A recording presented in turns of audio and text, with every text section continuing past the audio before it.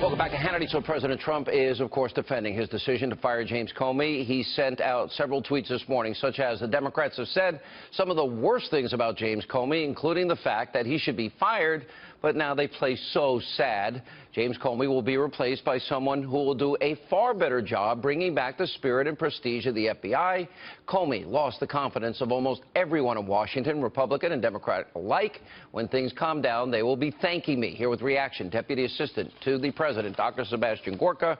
And you said that the firing was an example of how decisive the president is. I would also argue that the president is kind of fair and gave him a pretty good shot in spite of obvious laws violated that he refused to pursue.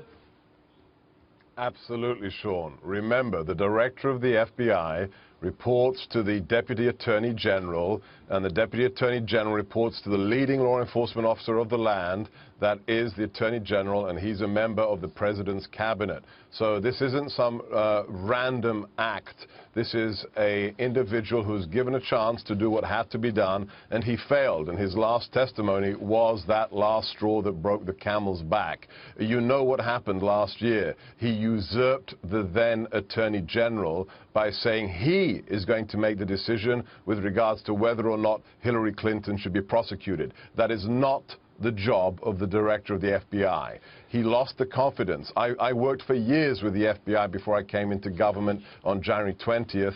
I know the agents. I know the intelligence analysts. When he gave that 14-minute press conference last year, 13 minutes of which was a slam dunk that Hillary should be prosecuted. Stinging indictment. And in the last 60 seconds, he punts it.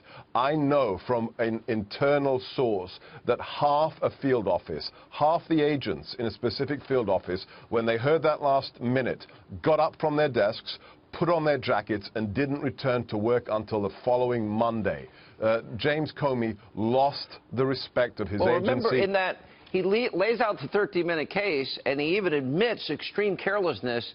The legal standard is gross negligence. What's the difference?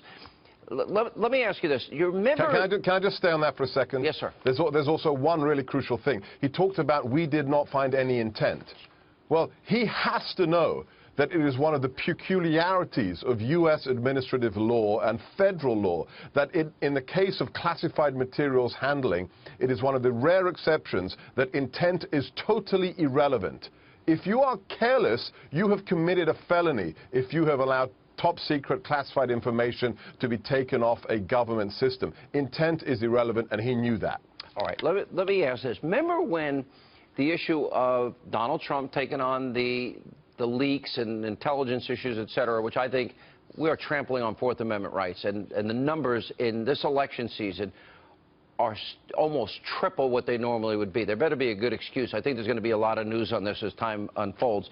Remember Chuck Schumer said, oh, why take on the intelligence community? They'll get you 6 ways of Sunday. The deep state, in other words, those that might have leaked, not the good people that do the hard work every day of gathering intelligence to keep us safe. Is that the same with the FBI? I mean, do we now have to worry deep state officials that gather intelligence are going to go after Americans, go after the president politically, or the FBI, some that don't like him, might be leaking to hurt this president? Is that a fear? Sean, you've met these people. I've worked with these people. The vast majority of the individuals in the intelligence community, in our federal law enforcement and the U.S. government, they're patriots. They're true Americans. The real danger is those political appointees, the Ben Rhodes of the world, the Colin Kaars, the Rices, who will not recognize that the American people chose Donald Trump to be their president. They think they're still in power. They're hanging out with their buddies. They're writing attack pieces against the president, against you, against key members of his administration. It's time for them to realize who the new president is. All right, Dr. Gorka, good to see you, and congratulations in your position. And we'll have you back on foreign security, national security issues soon.